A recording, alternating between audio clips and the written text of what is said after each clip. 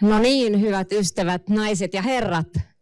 Tervetuloa tähän iltaan, jossa puhutaan työelämän tasa-arvosta tai oikeastaan ikäsyrjinnästä. Ja meillä on tänään sellainen ohjelma, että mä pyrin pitämään tämän mun oman osuuden melko lyhyenä.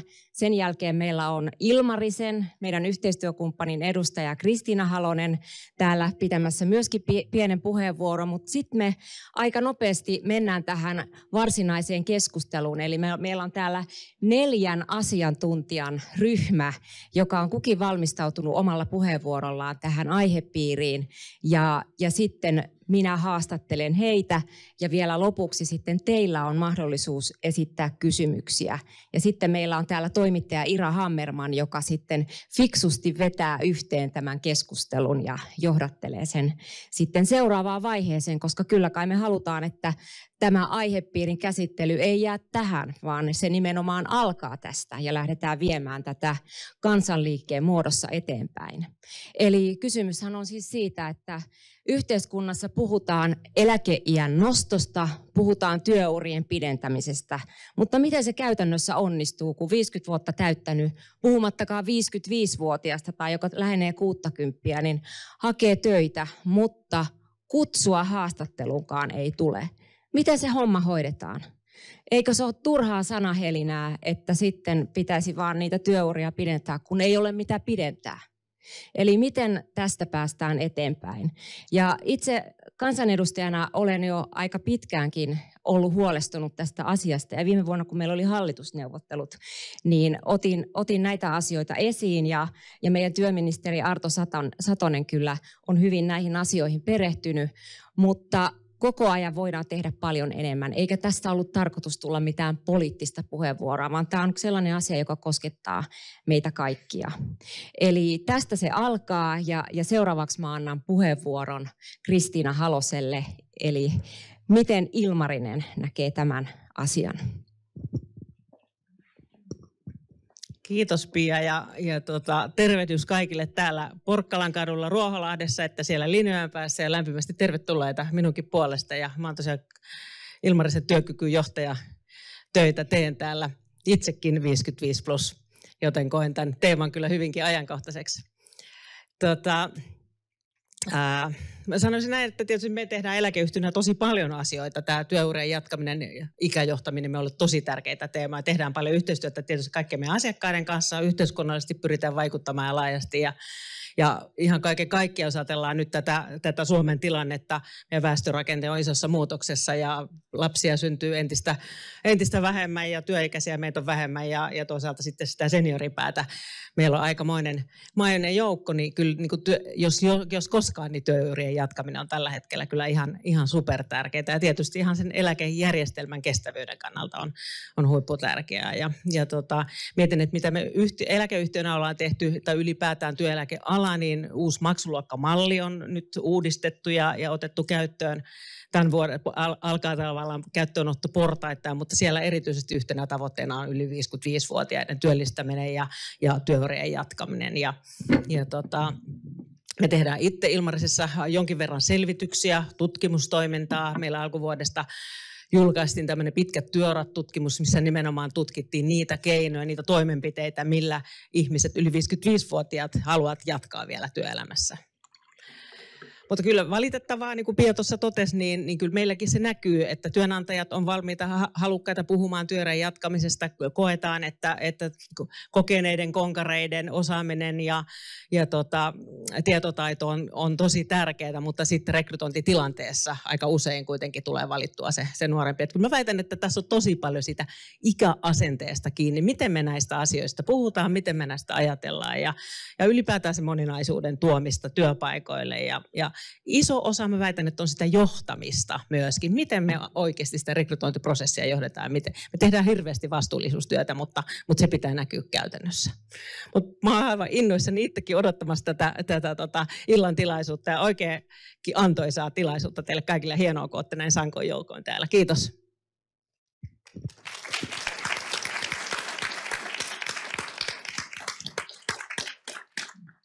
Ehkä pari niin kuin tilastotietoa on paikallaan siinä mielessä, että niin kuin omassa työssäni mä oon tottunut siihen, että ei mutuilla, vaan haetaan myöskin niin kuin lukuja ja niin kuin tilastoja siitä, että miltä asia oikeasti näyttää.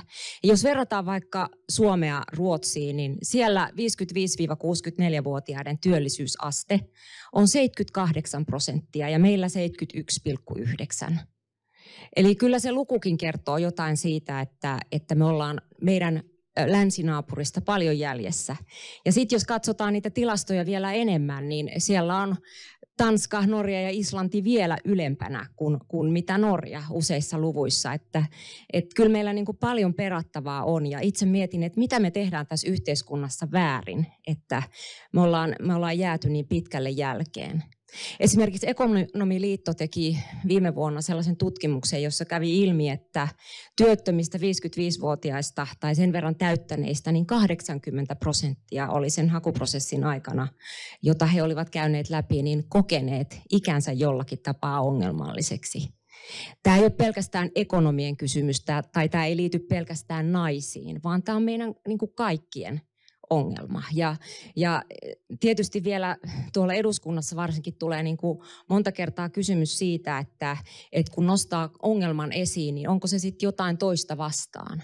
Ja mä sanoisin ainakin sen, että tämä on meidän kaikkien kysymys myöskin siinä mielessä, että ei se ole myöskään nuorilta pois, että vanhempi ikäluokka pääsee töihin, vaan me kaikkihan karrutamme myöskin sitä eläkekertymää, josta sitten nuortenkin eläkkeet maksetaan. Että kyllä se, niin kuin se kuinka moni työikäinen, työkykyinen on töissä, niin on ratkaisevaa myös meidän nuorten kannalta.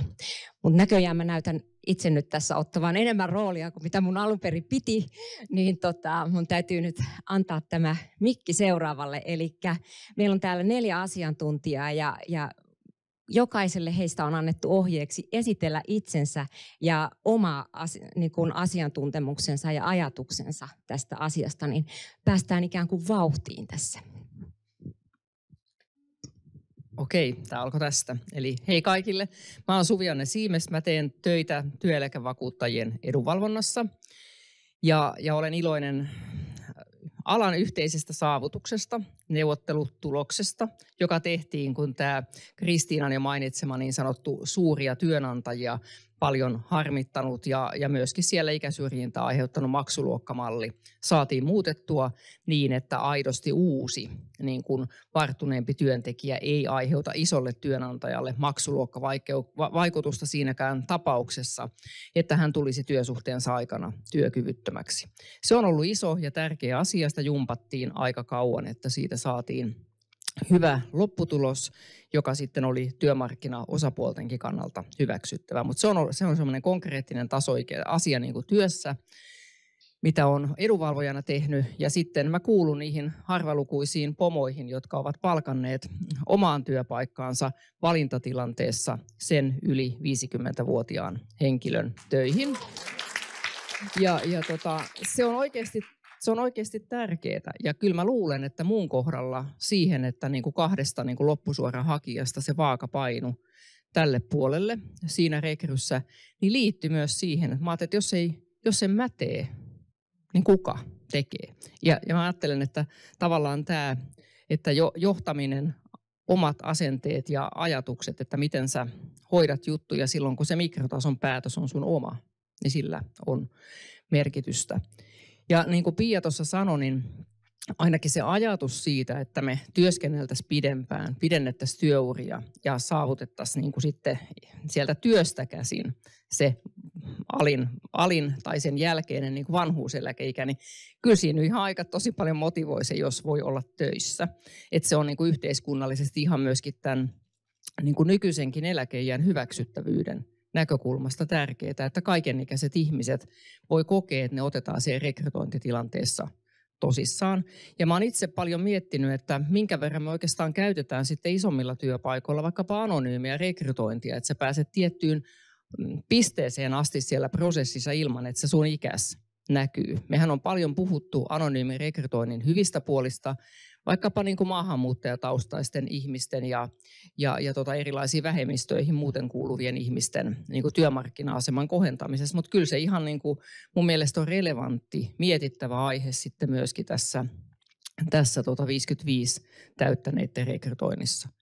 Mä oon kans 55 plus, mä täytän kohta 61 ja päätän puheenvuoroni sitten vielä siihen, että mulle itselleni on ollut tärkeä asia muistuttaa itseäni, mutta myös muita niin kuin töissä, että yksi asia, mistä itse pitää koittaa pitää huolta, silloinkin kun on vielä se työpaikka, niin on se, että pitää yllä haluaan oppia ja yrittää pitää yllä semmoista myönteistä uteliaisuutta, uudistuksia ja uusia asioita kohtaan.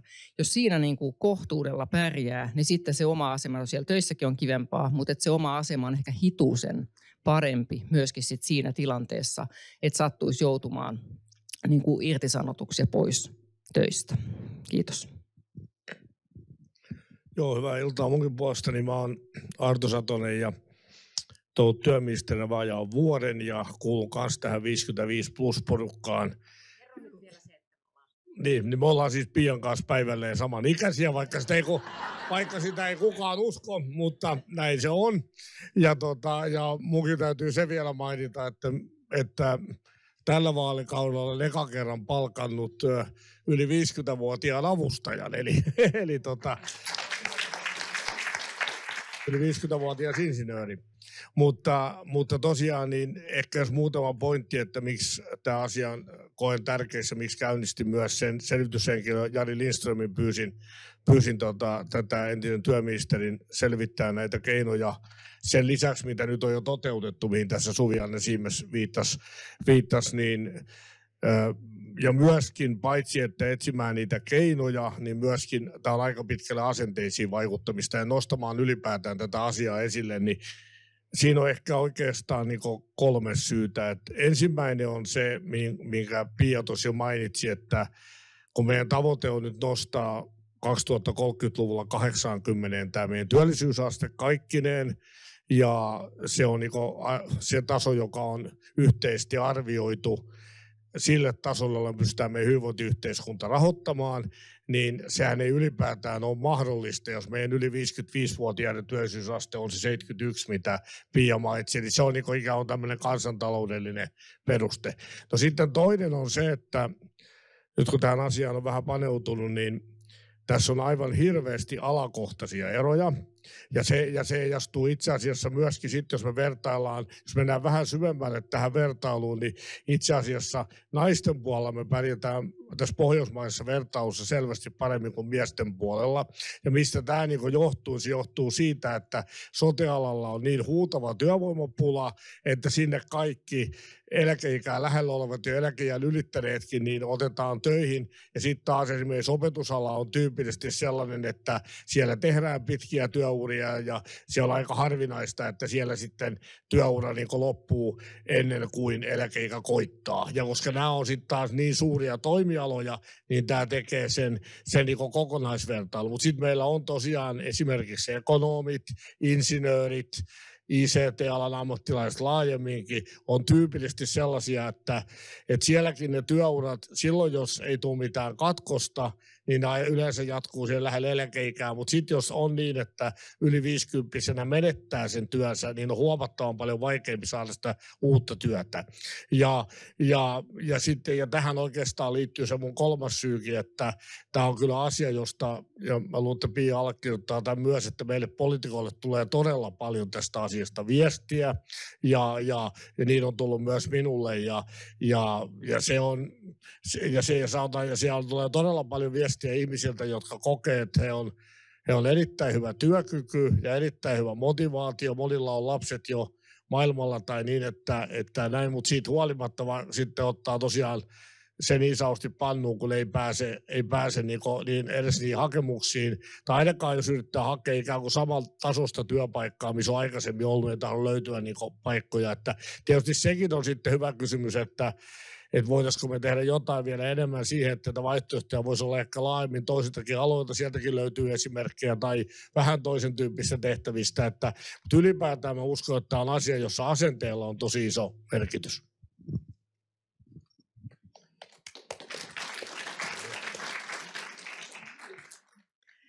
Tästä on hyvä jatkaa. Mä oon Hanne Lehtovuori, SOK-henkilöstöjohtaja, ja mulla on ilo todeta, että mä oon tosi iloinen siitä, kun katsoin myös tätä faktaa tähän tuoreeltaan pohjille, että me S-ryhmänä S-ryhmän yritysten kautta työllistetään yli 43 000 ihmistä. Meillä on 13% on yli 55-vuotiaita, eli semmoinen 5 500, ja nyt vuoden aikana me ollaan rekrytoitu 400 yli 55-vuotiaista henkilöä.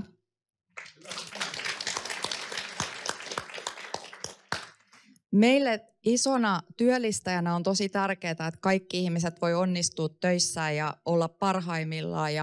Ja mä uskon siihen, että kaikki esihenkilöt haluaa niin kuin tukea kaiken ikäisiä. Että tämä asenneasia on se iso juttu, että välillä on vähän arkuutta puhua siitä ihmisen ikään liittyvistä ehkä toiveista tai ajatellaan, että se on on-off niin kuin 100 tai 0 se työkyky. Me kaikki tiedetään, että näin se ei ole, vaan meillä on kaikilla työuran varrella sellaisia tilanteita, että ehkä me tarvitaan joustoa.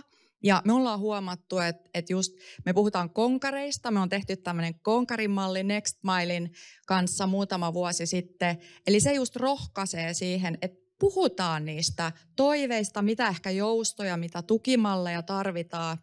Ja sitten toinen juttu, katsoin myös, miten meidän 55 plus henkilöstö niin kuin itse kokee työnsä.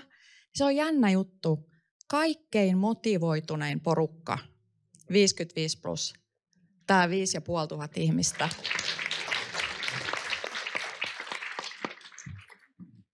Eli nämä oli ihan tapissa kaikki tämän ikäluokan vastaukset, että jos jollain on niin kuin epäilys siitä, että onko konkarit jotenkin, onko he motivoituneita, tietääkö he tavoitteet, tunnistaako he arvot, kokeeko he itsensä työkykyisiksi, todellakin kokee. Ja meillä on faktaa meidän yli 40 000 ihmisen vastauksista, että näin on. Me ei kysytä ikää rekrytoinnissa. Se ei ole oleellinen. Eli ikä ei ole oleellinen numero, kun me rekrytoidaan.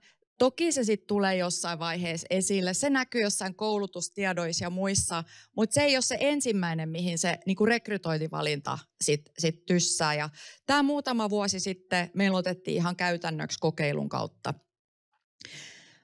Meilläkin on paljon kehitettävää, jatkuvasti halutaan pitää esillä tätä asiaa ja meillä on henkilöstölehti, joka menee kaikkien kotiin ja siellä me nostetaan juurikin näitä positiivisia kokemuksia ja positiivisia niin kuin tarinoita siitä, miten arvostetuiksi ja tärkeiksi nämä kaikenikäiset työyhteisön jäsenet, erityisesti myös meidän konkarit koetaan. Mutta mielellään kerron vielä lisää, mutta sitten mä annan tästä Reetalle. Kiitoksia. Ja ihan ensin kiitos Suvi-Annelle ja kaikille muille, jotka on ollut tätä maksumallia tekemässä. Ihan mahtava juttu. Me kun aloitettiin tässä Rise and Signissa, me oltiin että nyt pitää laittaa eläkesysteemit kuntoon ja huomattiin, että no sehän on hoidettu, että me voidaan keskittyä johonkin muuhun. Ja sitten kiitokset Artolle siitä, että sä oot oikeasti niin kuin alkanut tekemään tämän asian eteen töitä. Mä tiedän myös, että sä vastaat ihmisille, jotka lähettää sulle sähköpostia. Meidän ryhmässä on muutama, jotka on sulle laittanut postia ja sä oot aika nopeasti vastannut, että aivan upeata duunia teet siinä, että sä pystyt olemaan, varmaan on muutakin tekemistä, niin oot ollut lähestyttävä ja ottanut vastuuta siitä sun työstä. Ja Hannelle kiitos siitä, että te olette tehnyt SOK:sta niin hienon työpaikan. Mä oon saanut olla vuokrajohtajana siellä nyt elokuusta ja itse asiassa huomannut siellä, miten upeasti siellä hoidetaan tätä. Mun tiimissä on 58, 57, 54 ja 44-vuotiaat ihmiset ja se on ollut ihan mahtavaa nähdä, mitä kaikkea siellä tapahtuu, jotta tämä on mahdollista. Urat on pitkiä ja ihmiset pääsee vaihtamaan eri paikoista, hotellirespasta myyntipäälliköksi ja sitten asiakkuuspäälliköksi ja näin poispäin mun tiimissä. Mutta mä oon tosiaan Reetta Rajala, olen kansakunnan 57-vuotias, kaikki tietää sen. Nykyään kaikki esittelee itsensä mulle. Moi, mä oon Maija, mä oon 58. Moi, mä oon Pekka, sori, mä oon vasta 44. Ja mun mielestä on ihan ok olla vaikka 32 tai 68, että mulle sillä ei ole kauheasti merkitystä. Jos joku ei tiedä, niin lähti käsistä yksi postaus. Mulle soitti headhunteri helmikuun puolesvälissä, kysyi verkostostani nimiä. Hänen mielestään olin erittäin sopiva toimitusjohtajan tehtävään, johon hän haki kandidaattia, mutta totesi, että olen liian vanha. Ja siinä tosiaan sitten illalla koin niin kuin huvitusta siinä aluksi ja sitten illalla ärsytystä ja seuraavana päivänä mä sitten postasin tästä LinkedIniin ja nyt mulla on tällainen kansanliike. Meitä on 50 aktiivia, meillä on jonossa vissiin 30 ihmistä, jotka haluaa tehdä aktiivisesti työtä tämän ikätasa-arvon eteen. Me halutaan mennä POSin kautta, me halutaan puhua mahdollisimman vähän ikäsyrjinnästä, me halutaan puhua paljon ikätasa-arvosta. Me halutaan tehdä Suomi, jossa jokainen ihminen voi tehdä niin kauan töitä kuin haluaa. Riippumatta iästä ja näin kuin Hannekin sanoi, niin riippumatta ehkä myöskin siitä omasta hyvinvoinnista, että jos on niin kuin jonkunnäköinen klenkka, jonka takia ei voi tehdä koko päivää, niin voi sitten tehdä vaikka vähän puolta päivää. Eli semmoista Suomea me haetaan. Me halutaan, että Suomi, meidän niin kuin valtakunta ottaa vastuun tästä asiasta, me halutaan, että yritykset ottaa tästä vastuun ja me halutaan ennen kaikkea, että myöskin yksilöt ottaa vastuun tästä. Jokaisen pitää huolehtia siitä, että on relevantti työ markkinassa. Jokaisen pitää huolehtia siitä, että osaaminen on ajan tasalla ja me haetaan sitä, että kaikki nämä 3 tasoa ottaa vastuuta tästä. Mitä me nyt sitten Rise & Shinessa ollaan ennen kaikkea tekemässä, niin me halutaan poistaa esteet siltä, että kaikenikäiset voi tehdä töitä. Siellä on jotakin lakihaasteita, mutta ne on aika vähäisiä. Tämä oli meille tosi iso yllätys, että itse asiassa lait on aika kunnossa. Me haetaan sitä, että yrittäjyyden ja työttömyyden välistä joustoa voisi keventää ja mahdollistaa sitä, että 5-5, joita ei jostain syystä nyt sit yritykset uskalla palkata, niin voisivat tehdä vuokrajohtajan, vuokratyöntekijän tai jonkun muunlaisen projektityöntekijän hommia ajoittain. Ja sitten jos ei sitä seuraavaa assignmenttia, projektia löydy, niin sitten voisi olla työttömänä sen välin. Eli tämä on yksi sellainen niin kuin lakiasia, mihin me haetaan korjausta. Ymmärretään toki se, että ei ole helppo, koska siellä on sitten porsaanreikiä ja Suomessahan ennen kaikkea aina ollaan kateellisia ja sen takia kaikki lait rakennetaan kateuden päälle. Mutta halutaan kuitenkin varmistaa se, että ja tämä ei ole teille kyllä minkäännäköistä arvostelua, että tämä on ihan tällainen suomalainen arvomaailma. Ja sitten toinen asia, mitä me halutaan varmistaa, niin täällä on tosi paljon tietämättömyyttä tässä maassa siitä, että ekaksikin, että mikä on niin kuin tämä työeläkejärjestelmä, mikä on tämä työkyvyttömyyskuvio ja millä tavalla nämä systeemit toimii. Mutta sitten toisaalta täällä on ihan jäätävä tietämättömyys siitä miten kovia työntekijöitä 55+ on tai 50+ tai missä ikinä se meneekään se raja. Mutta 60-vuotiaat on motivoituneita, ne on sitoutuneempia kuin muut, ne on tuottavampia kuin muut ja niillä on toinen luovuuspiikki. Eli yksi luovuuspiikki tapahtuu jossain kohtaa elämää, mutta sitten se toinen luovuuspiikki tulee 60-vuotiaana. Eli oikeasti, että onko jollain varaa olla tämmöistä niin kuin kultakaivosta käyttämättä ja palkkaamatta näitä ihmisiä. Me halutaan korostaa sitä yksilövastuuta, mä sanoin siitä jo, mutta mä haluan toistaa sen. Eli jokainen on itse vastuussa. Voi olla, että laki sanoo, että yritys on vastuusta jossain osaamisen kehittämisestä, mutta ei pystytä kaatamaan ihmisen kurkusta alas tämmöistä. Toi alkaa liikkua toi Pia tuolla silleen, että nyt olet puhunut tarpeeksi kauan. Se, mitä me konkreettisesti tehdään nyt tässä ensimmäiseksi on se, että me halutaan ylläpitää tätä keskustelua. Mä oon käytettävissä kaikkiin tapahtumiin, missä tarvii puhua ja sori se kaveri, kenelle mä sanoin ei. Eli tämä on yksi asia. Me aloitetaan paneelisarja 13.6. Ja siellä puhutaan, me ollaan Suomi-areenassa, kiitos Ira ja näin poispäin, mutta me ollaan myös tehty tämmöinen opinion paper, jossa me tullaan lähestymään nyt sitten ministereitä ja kansanedustajia asioilla, jotka me halutaan, että pannaan kuntoon. Nämä on meidän 2 tärkeintä nyt niin kuin tämmöistä ensimmäisen asteen juttua. Otin varmaan liikaa aikaa.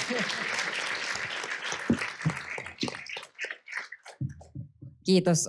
On niin kuin tosi hyvä juttu, että me Reetan kanssa löydettiin toisemme. Oikeastaan meidän taivalhan alkoi yhteisissä polttareissa tuossa vuosi sitten, että sitä kautta tunnettiin ja huomattiin, että tässä on meillä yhteinen projekti työstettäväksi ja tähän on ollut tosi helppo ja kiva saada ihmisiä mukaan.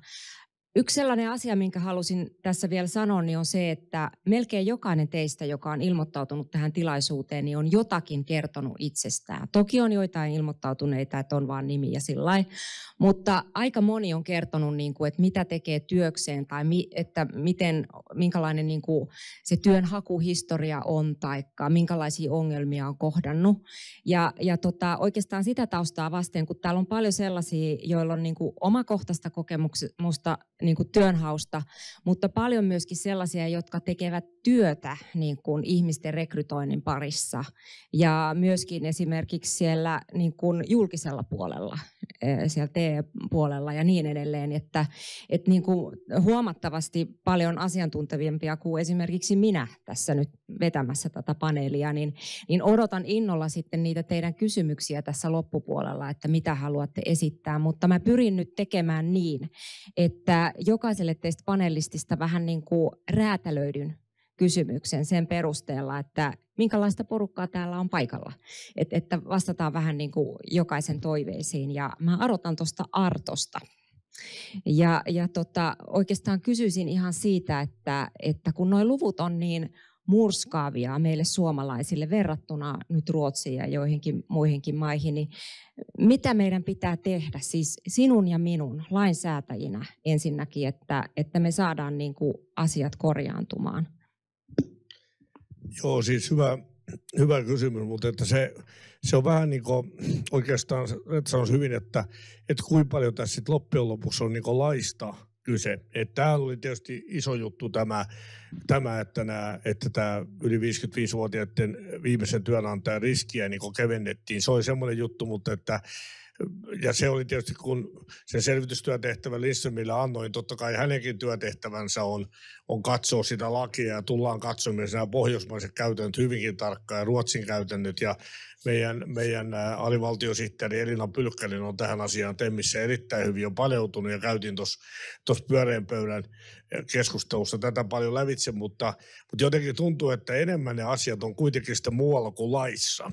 Että mä luulen, että ainakin yhtä tärkeä asia kuin nämä lakimuutokset, niitäkin varmaan jotain tarvitaan tai käytäntömuutoksia tai jotain, ehkä vähän jotain budjettiakin aktiivisen työvoimapolitiikan sisällä tähän kohderyhmään ja muuta, sellaisiakin varmaan tarvitaan, mutta kyllä mä luulen, että tämä asenne on kaiken suurin juttu ja sen takia se on tosi tärkeä asia, että tästä asiasta jo keskustellaan. Mutta voisin ehkä tämän tuoda yhtenä esille, kun tähän Lindströmin työtehtävään kuuluu toinenkin työtehtävä tämän yli 55 lisäksi, joka on itse asiassa vähän samaa sukua, niin se on tämä niin sanottu Singaporen malli. Ja missä tässä on kyse tässä Singaporen mallissa, niin siinä tähdätään siihen, että ne ihmiset, jotka on lähellä eläkeikää töissä, niin mitä sitten ne viimeiset vuodet hoidetaan. Ja se lähtee siitä näkökulmasta, että kun ihminen tulee alimpaan eläkeikään, niin silloin työntekijällä on oikeus työnantajan kanssa käydä keskustelua, että miten jatketaan. Että voidaan jatkaa ihan entiseen malliin sinne eläkeikään asti, tai sitten voidaan esimerkiksi sopia siitä, että nyt lyhennetään työaikaa, tai kevennetään vastuita. Ja sitten jos näitä tehdään, no sitten työnantajalla, jos työnantaja ei suostu tähän, niin hänen pitää sitten perustella, että mistä ei ole mahdollista tai näin, mutta lähtökohtaisesti tähän pyritään ratkaisemaan. No sitten jos tehdään niin, että se työtehtävä vastuultaan kevenee tai työajaltaan lyhenee, niin sitten palkka putoo samassa suhteessa, mutta sitten varhaiseläkejärjestelmän kautta tasoitetaan sitä siis niin, että ei niin paljon, että saa saman verran kuin sai siinä aikaisemmassa työssä, mutta kuitenkin osittaista palkausta. Itse asiassa meillä, kun täällä on eläke-ekspertti paikalla, niin meillähän on myös tämmöinen ovejärjestelmä, joka itse asiassa on aika lähellä tätä, mutta tämä jostain syystä tämä ei ole Suomessa mennyt eteenpäin. Tai sanotaan, että sitä ei ole tajuttu ehkä tämän tyyppistä mallia. Ja Singaporessa mun ymmärtääkseni tulokset ainakin, mitä Osmo Soininvaara on asiasta kirjoitellut ja asiaa tutkinut, niin siellä ollaan oltu jossain 1-2 vuoden välissä, kun nämä työurat on pidentynyt tällä mallilla. Tämä on musta yksi semmoinen myöskin selvitettävä asia tässä samassa yhteydessä. Reetta haluaa kommentoida tuohon. Joo, yksi sellainen kriminalisoitava asia, joka voisi olla laki, on se, että ikää ei saa enää kysyä. Et se on yksi sellainen asia, mikä on monissa maissa. Sitten tähän Singaporen malliin mä jotenkin toivon, olen ollut itsekin työnantaja ja näin poispäin. Mä jotenkin toivoisin, ja ehkä näin ei joka paikassa käy, mutta että tällaista keskustelua käytäisiin niin kuin ihan ensimmäisestä työvuodesta asti, että miten sä jaksat, tarvitsetko kevennyksiä ja näin poispäin. Mä oon itse välillä tehnyt lyhennettyä työaikaa silloin, kun vielä olin töissä ja mulla oli paljon työntekijöitä, jotka teki 4 päivästä viikkoa ja niin edelleen, vaikka ne olikin nuoria ihmisiä. Mutta sillä tavalla toivoisin, että tämmöistä niin kuin hyvinvointiin asian kiinnittämistä voisi tapahtua jo aikaisemminkin. No joo, mä voisin oikeastaan tähän vielä kommentoida sen, että aika helposti kun puhutaan tästä plus 55-vuotiaiden työllistymisestä ja työllisyydestä, niin liuutaan myöskin sinne vähän vanhempien puolelle. Eli meidän täytyisi myöskin mahdollistaa ja parantaa niitä ansaintamahdollisuuksia niille, jotka on juuri jääneet eläkkeelle.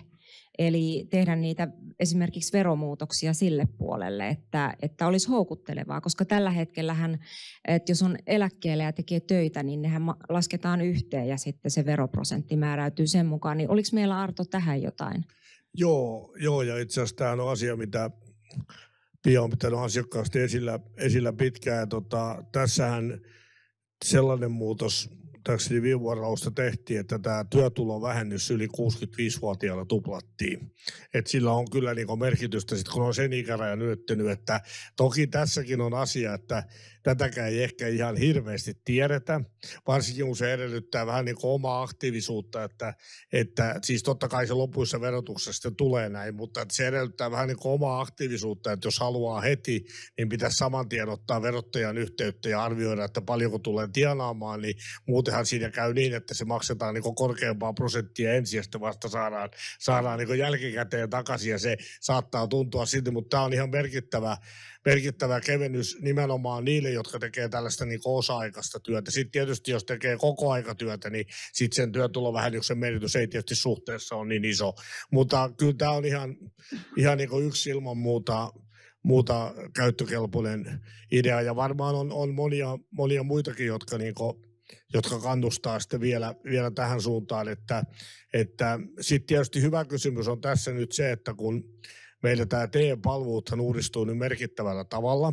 Eli meille tulee 2 isoa uudistusta nyt voimaan. Eli ensi vuoden alusta, joka on edellisen hallituksen perintöä, niin meillä tulee se, että meillä ei ole enää valtio hoida tätä työnvälitystä, vaan tulee nämä TE-palvelualueet, eli kuntapohjaiset alueet, ja niitä on 45 aluetta, ja se on aika paljon niin kuin Suomeen.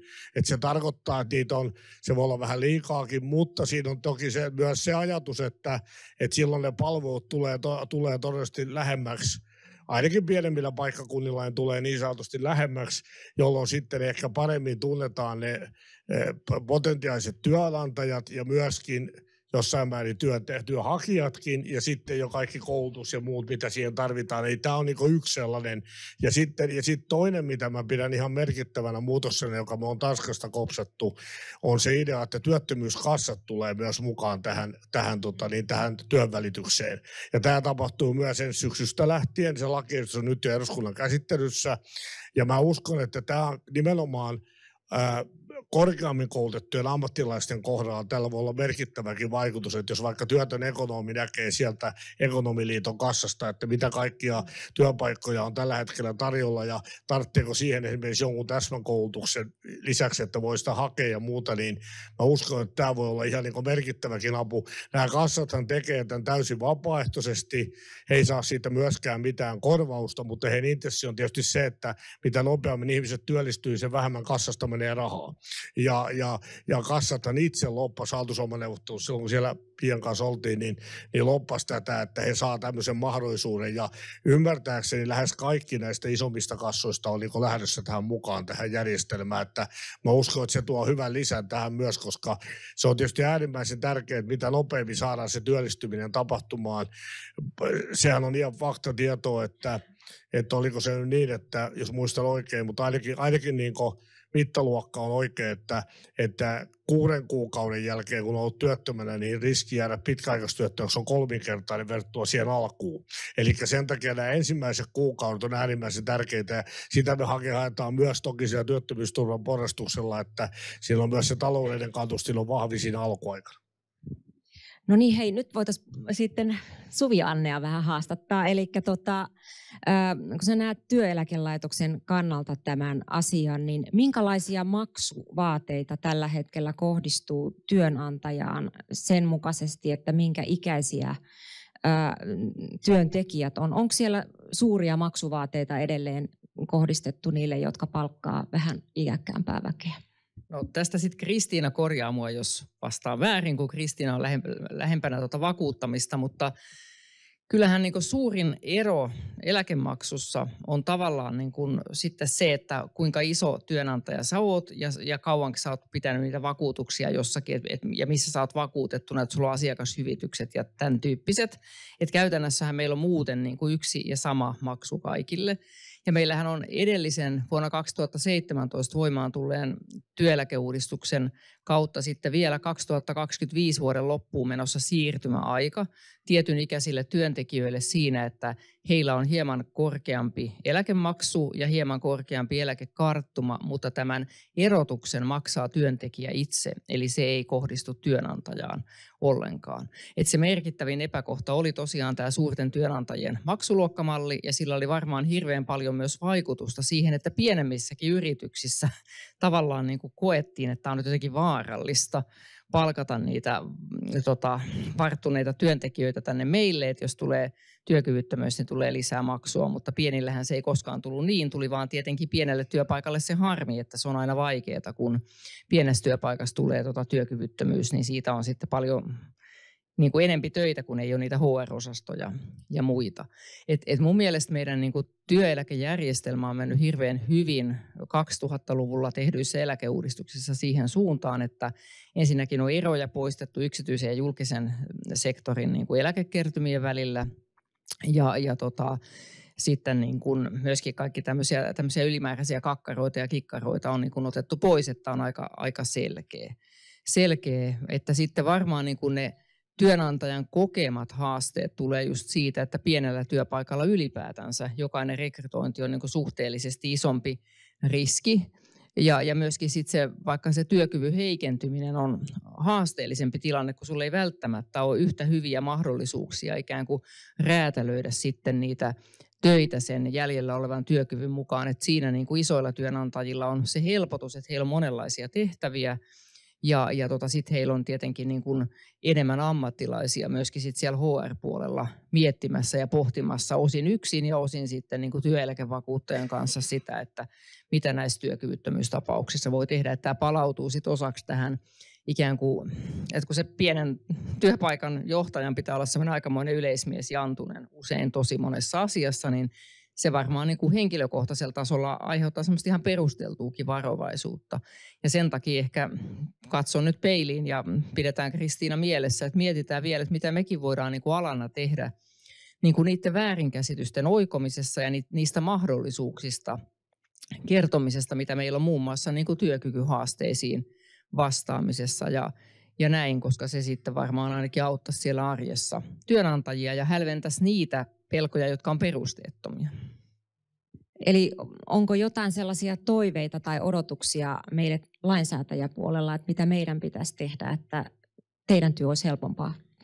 No meille olisi varmaan ainakin tosi paljon etua ja apua siitä, että me muistettaisiin puhua eri suunnissa, että ne pitkät työurat on tärkeitä ikääntyvälle yhteiskunnalle, ei vain eläkejärjestelmän kannalta, vaan myös niin kuin meidän tosi monien niin kuin yhteiskunnan sektoreiden kannalta, jotka tarvitsee ihmisiä töihin. Et musta tässä välillä ehkä vähän just kävi niin, että tämä työn tärkeydestä ja työurien pituuden tärkeydestä puhuminen niin kuin notkahti tai niin kuin, että ehkä sitä ajateltiin, että hoidettiin edellisellä eläkeuudistuksella tarpeeksi ja sitten oli niin kuin muuta. Ja sitten varmaan se meidän iso toive niin kuin päättäjien suuntaan on tietysti se, että me saataisiin tähän maahan sitä talouskasvua, työpaikkoja, taloudellista toimeliaisuutta. Et meillä on kuitenkin niin kuin sitten pohjalla myöskin se, että meillä on heikohko kasvu. Meillä on paljon ihmisiä työttömänä ja kaikille, myös eläkejärjestelmälle olisi niin kuin tosi kiva, että mahdollisimman moni pystyisi olemaan työssä. Joo. Malta olla tähän Suvi-Hanna Siimeksi hyvään puheenvuoroon jatkamatta sitä, että yksi, minkä uskon, että on vähän sellainen henkinen kynnys kanssa, vaikka siinäkin lainsäädäntö on jo muuttunut, niin on tämä eläkeputki.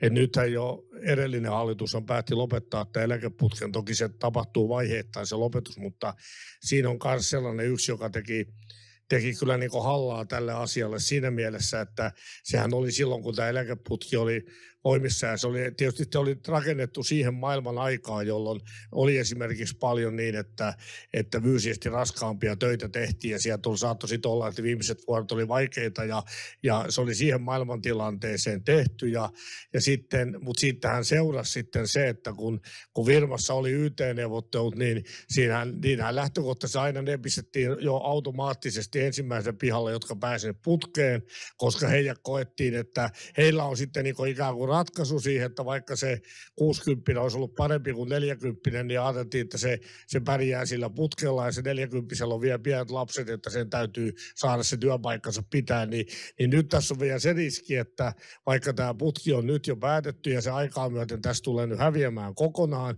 niin tämä voi henkisesti olla edelleen siellä takaraivossa, että monellakin työnantajalla, ja se on niin kuin yksi tämmöinen kyllä haaste tässä hommassa mielestäni. Joo.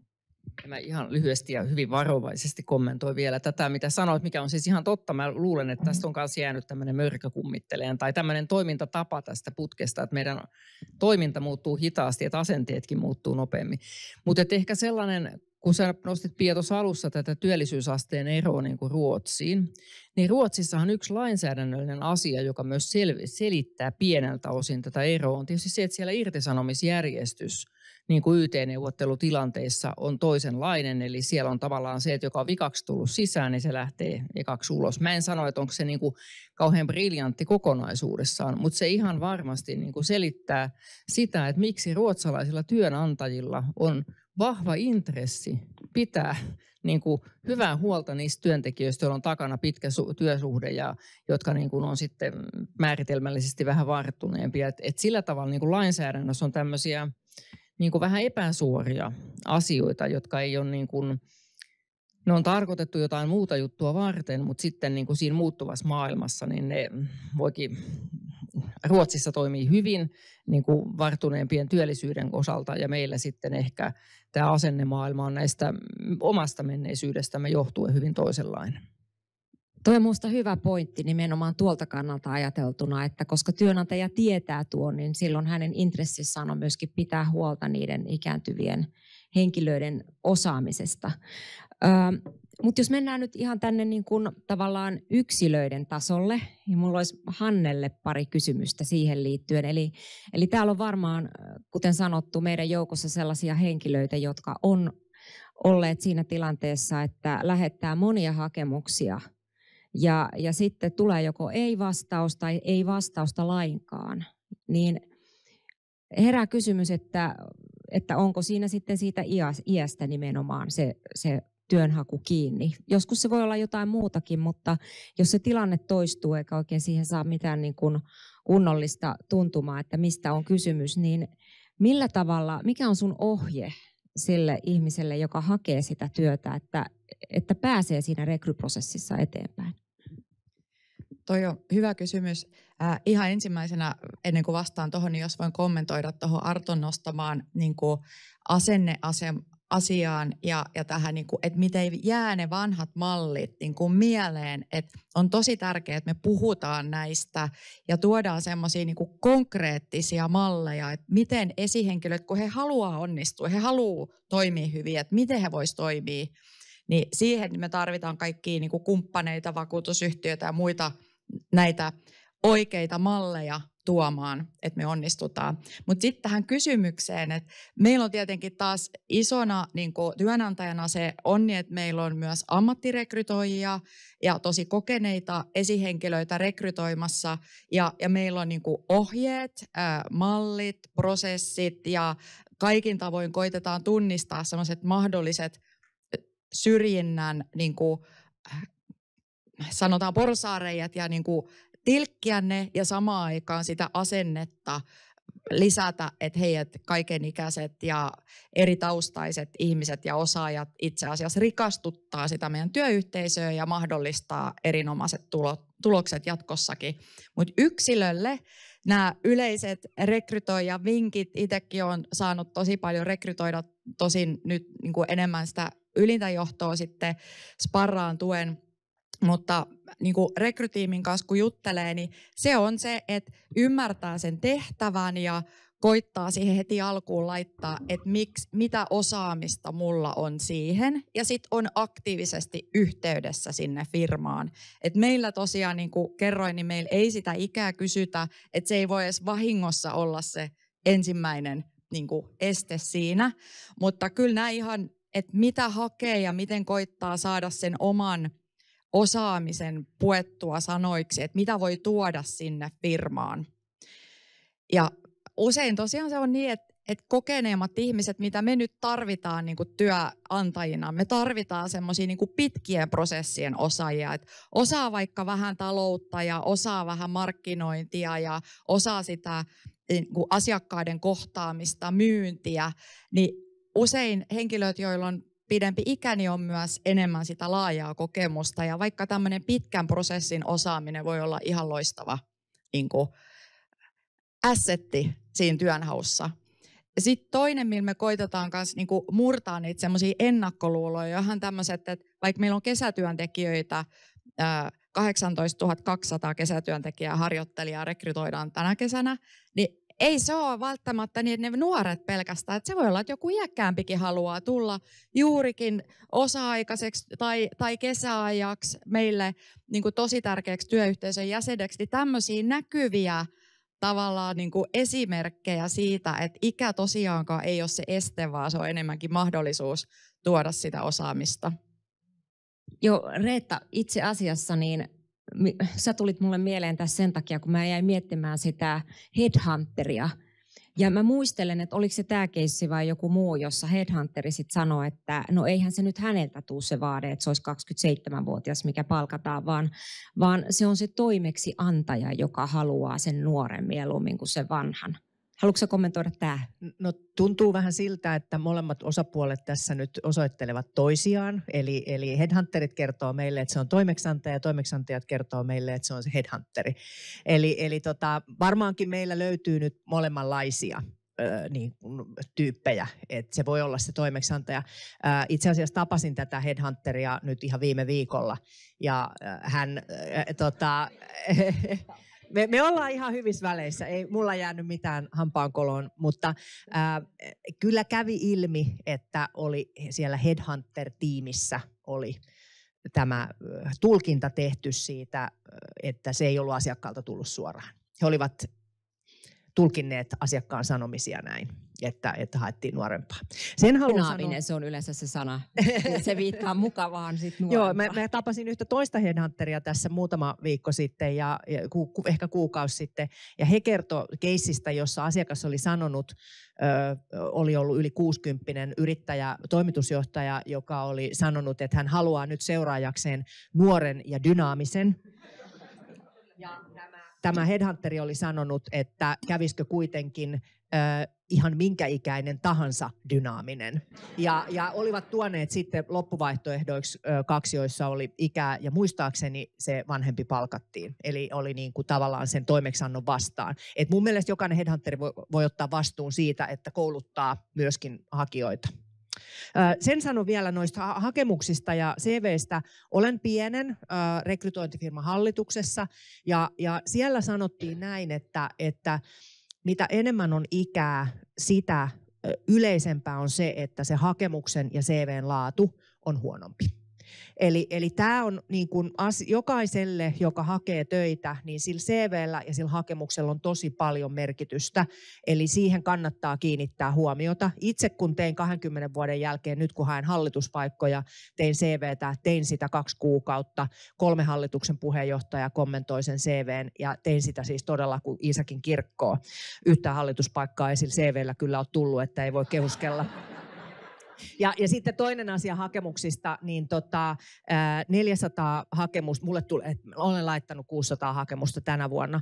Keskittykää laatuun, keskittykää siihen, mitä Hanne sanoi. Kattokaa se työpaikka, tehkää se hakemus tarkasti sitä työpaikkaa kohden ja hakekaa niitä paikkoja, mitkä te oikeasti haluatte. Mä uskon, että se todennäköisyys saada se paikka on kuitenkin parempi silloin, kun hakee sellaista, mitä oikeasti niin kuin intohimoisesti haluaa saada.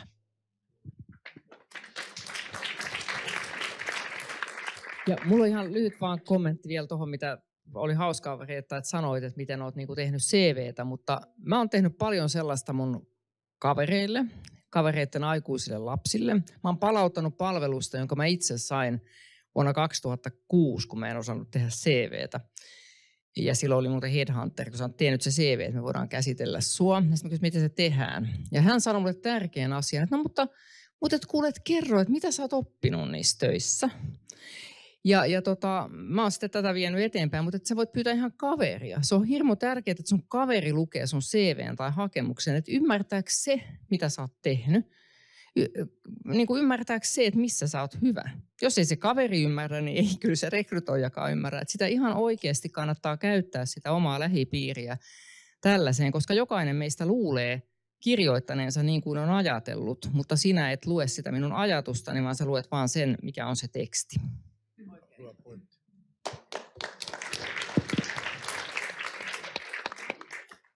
Mä näin sulla käden pystyssä tuossa, niin kommentoitko?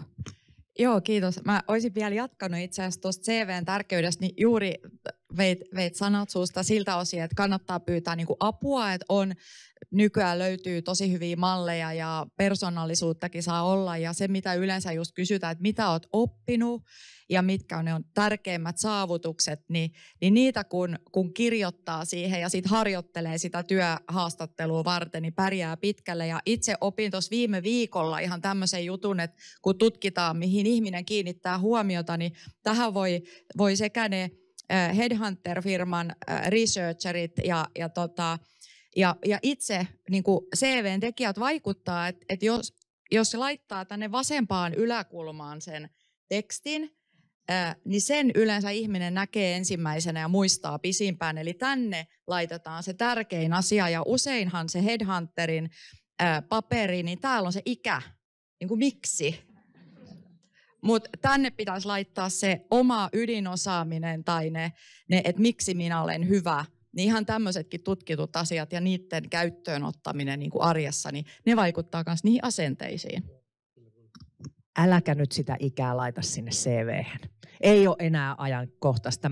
Minun ekassa CV:ssä on ollut isä ja äiti ja niiden koulutus ja lasteniät ja kaikki muut asiat, mutta ei ole enää tätä päivää.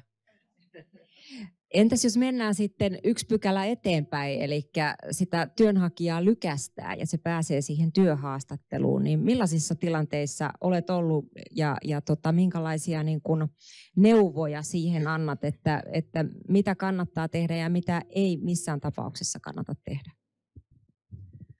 Tämä voi kuulostaa tosi oudolta, mutta tosi senioreissakin tehtävissä, niin joskus ihminen saattaa tulla siihen niin kuin tietokoneen kanssa tai papereiden kanssa ja vähän niin kuin mumista sieltä.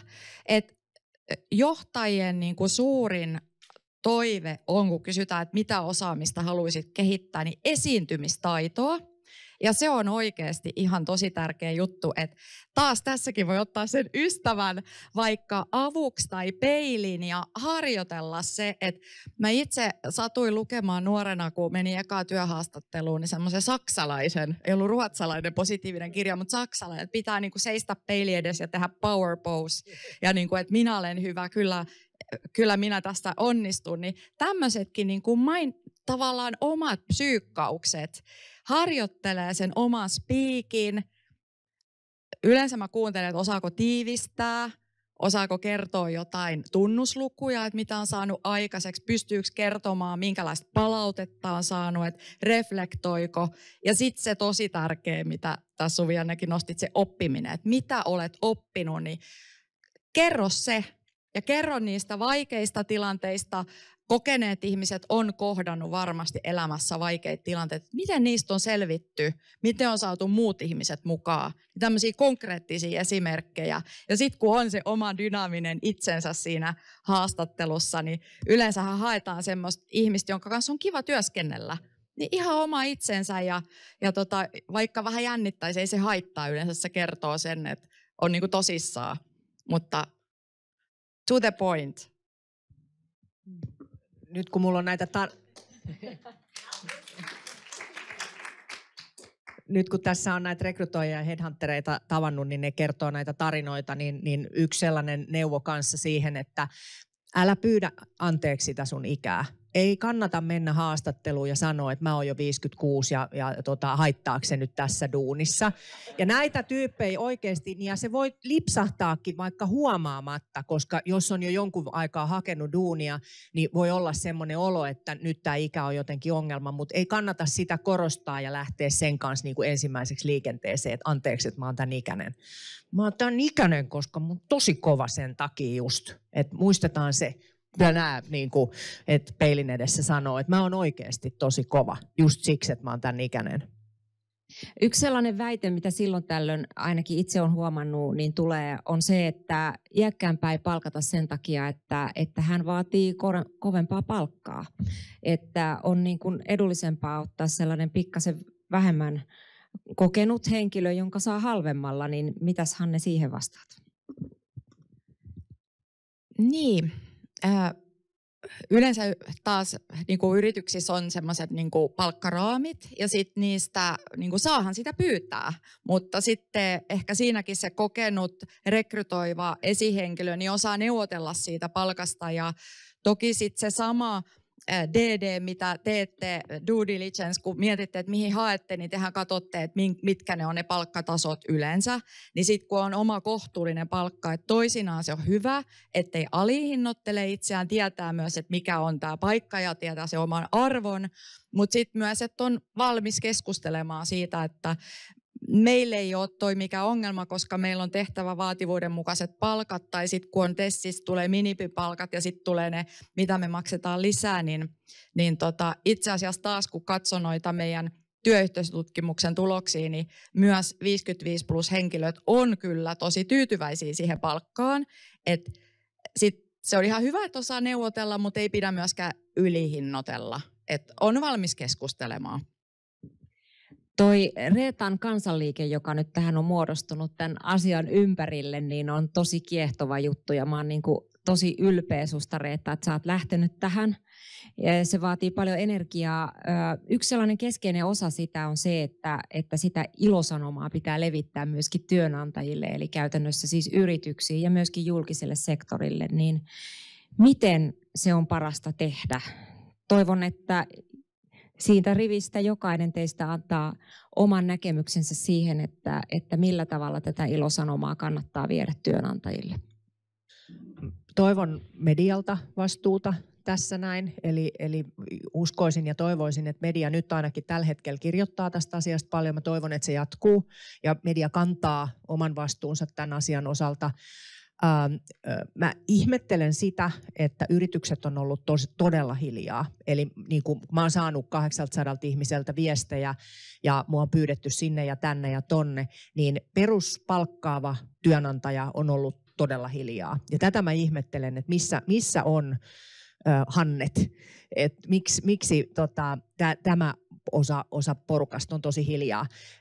Headhuntereita on ollut paljon muuhun yhteydessä, eläkevakuutusyhtiöt on ihanan aktiivisia, mutta sitten tosiaan tämä peruspalkkaavat on ollut aika hiljaa.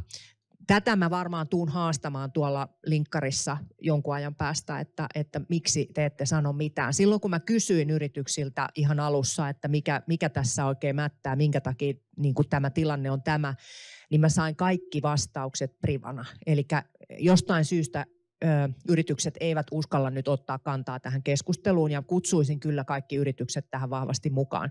Ylipäätänsä mun mielestä tätä, niin kun, mehän aloitetaan nyt tämmöinen paneelisarja, niin kuin jo sanoin, niin me meinataan kuukausittain pitää tätä asiaa julkisuudessa. Mä toivotaan tietenkin, että tällainen porukka tulee vielä marraskuussa paikalle. Ja toivottaisiin, tänne esimerkiksi me soitettiin aktiivisesti mediat paikalle, ja mulla on käsitys, että täällä on 2 median edustajaa paikalla. Eli olisin toivonut, että tällaiseenkin tilaisuuteen olisi medioita ollut enemmän tulossa. Mutta siis aktiivisella työllä, ja sitä me meinataan tehdä. Eli mitä yritysten kannattaa tehdä, niin nostaa juurikin niitä positiivisia esimerkkejä. Et mä uskon, että meillä on se 5,500 positiivista esimerkkiä 55 plus työntekijöiden osaamisesta ja motivaatiosta ja tärkeydestä. Ja sitten myös se, että rohkeasti niin kuin keskustellaan siitä joustosta, minkä tahansa ikäisenä tarvii. Ja tämä, mitä tässäkin nousi, että tietyn ikäisenä rohkaistaisi siihen keskusteluun, että meillä on nyt tämä, että 55 ja sitten rohkaistaan siihen, että käy keskustelua, että tarvitko jotain joustoa tai muuta. Meillä on vuosittain kaikenikäisille osaamiskeskustelut, kehityskeskustelut, että se on niin kuin osa sitä normaalia, mutta tarvitaan jotain simppeleitä malleja. Että vähän arastellaan, että kun en mä osaa niitä kaikkia termejä ja kaikkia niitä eläkejärjestelmän malleja ja sitten uskallaks mä nyt esihenkilönä ottaa tämän asian esille. Että tää on vähän sama kuin työkykykeskustelu, tämmöiset niin kuin varhaisen välittämisen mallit, että nyt niistä on tullut jo ihan arkea, mutta tämä ikäkeskustelu, tästäkin tarvitaan ihan arkea. Että ehkä semmoinen, että vähän varotaan, että pahastuuko nyt joku, jos mä otan tämän esille, niin sitten kun se on siellä yrityksen niin kuin käytännöissä, että hei, nyt käydään tämä keskustelu ja selvitetään yhdessä. Sitten on vielä se, että tosi moni niin kuin ei juurikaan tunnista, mä en itsekään tunnista, että mitä kaikkia näitä eläkeyhdistämisen mahdollisuuksia on. Että meillä tietenkin meillä on paljon osa-aikatyötä, me ollaan kysytty henkilöstöltä myös, että oletteko te tyytyväisiä teidän osa-aikatyöhön. Se on yllättävän iso prosentti, 70% meidän osa-aikaisista henkilöstön tyytyväisiä niihin tunteihin. Ja niin kuin se, että ihmiset haluaa joustoa ja on erilaisia malleja, että ehkä vielä konkreettisemmin, että mikä mulle just sopisi mun elämää. Niin ei olisi liian monimutkainen tämä palapeli, että kuka voisi neuvoa näissä työnantajia ja kuka voisi neuvoa yksilöitä. Kristiina. Hyvä. Sori Hanne, mä kerron nyt tarinan meistä. Yes. Eli mä yhtenä perjantaina olin niin onnellinen siitä mun työyhteisöstä ja siitä, mitä kaikkea me saadaan sieltä aikaa, niin mä soitin joskus 4 jälkeen Hannelle ja sanoin, että moi, että tää on tällainen hyvän niin kuin mielen iltapuhelu ja viikonloppupuhelu sulle, että täällä me ollaan, tai te olette tehnyt tästä todella hienon työpaikan ja tämä ikäkuvio on teillä tosi hyvässä hapessa, niin Hanne oli, ai jaa, kiitos tosi paljon, mutta että aina voisi tehdä paremmin. Et mä mietin sitä, että onko se sitten niin, että nämä työelämän hyvikset ei kehtaa tulla kaapista ulos sen takia, että ne ei ole itse tajunnut, miten hienoa duunia ne on tehnyt. Et teki, kertokaa vielä enemmän tästä.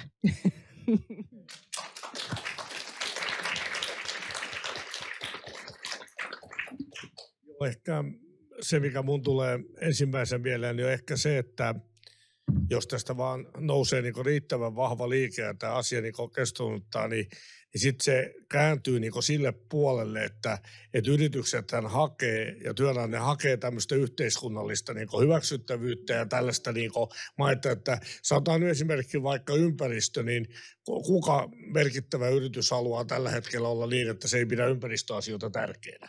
Niin yhtä lailla tämä voi olla, että pitää tärkeänä, ja niin kuin te olette jo osoittanut, että te olette pitänyt ja muuta, niin se on niin yksi sellainen, mistä voi tulla tavallaan yksi keino, jolla osoittaa niin vastuullisuuttaan.